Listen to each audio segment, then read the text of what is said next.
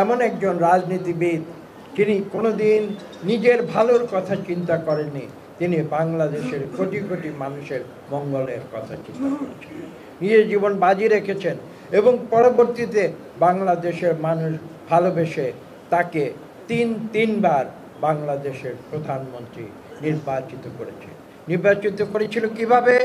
3টি সুষ্ঠু নিরপেক্ষ নির্বাচনের মাধ্যমে। দিনের ভোট রাতে হয় সেই নির্বাচনে কিন্তু বেগম খালেদা জিয়া প্রধানমন্ত্রী হন নাই, যেরকম হয়েছিল আপনারা জানেন, আমি নাম কারো উল্লেখ করতে চাই না, যারা বাংলাদেশের কোটি কোটি মানুষকে ফেলে যারা কাপুরুষের মতো পালিয়ে গিয়েছে বিগত অগাস্টের 5 তারিখে, তাদের মতো নয়। কারণ তারা রাজনীতি করে নিজের জন্যে, দেশনেত্রী বেগম খালেদা জিয়া রাজনীতি করেছেন এই দেশের কোটি কোটি মানুষের জন্য। পরবর্তীতে সেই একই আক্রোশের শিকার হয়েছিলেন আমাদের দেশনেত্রী বেগম খালেদা জিয়া।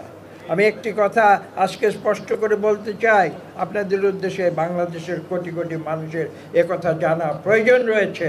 আমি যে কথাটি এখন বলবো, যে আমরা অনেকে তখন দেশনেত্রী বেগম খালেদা জিয়াকে বলেছিলাম, এটা মিথ্যা রাজনৈতিক মামলা, আপনি কেন কোর্টে যাচ্ছেন, আপনি কেন সেখানে গিয়ে আপনি হাজির হচ্ছেন? তিনি বলেছিলেন, আমি আইনের প্রতি শ্রদ্ধাশীল। এবং আপনারা জানেন তিনি আইনের প্রতি শ্রদ্ধাশীল হয়ে মিথ্যা মামলায় তিনি কারারুদ্ধ হয়েছিলেন।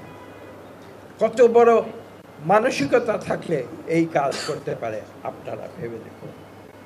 এমন একজন রাজনীতিবিদ যিনি কোনোদিন প্রতিহিংসায় বিশ্বাস করেন না, যিনি কখনো রাগ করে কারোর সঙ্গে কথা বলেন না, তেমন একজন মানুষ তিনি। এই সরকার, আজকের সরকার হয়তো তাকে শ্রদ্ধা জানাচ্ছে, কিন্তু আমি বলবো যে যখন দেশনেত্রী বেগম খালেদা জিয়ার প্রতি যখন অন্যায় হচ্ছিল, তখন আমরা সত্যি কথা বলতে এদেশের কোটি কোটি মানুষ যখন শক্তভাবে যে পদক্ষেপ নেওয়া প্রয়োজন ছিল, আমি অকপটে স্বীকার করব, আমরা চেষ্টা করেছি, কিন্তু হয়তো আমরা সেই শক্ত পদক্ষেপ তখন নিতে পারিনি। এই কঠিন সত্যকে আমাদের কিন্তু স্বীকার করতে হবে।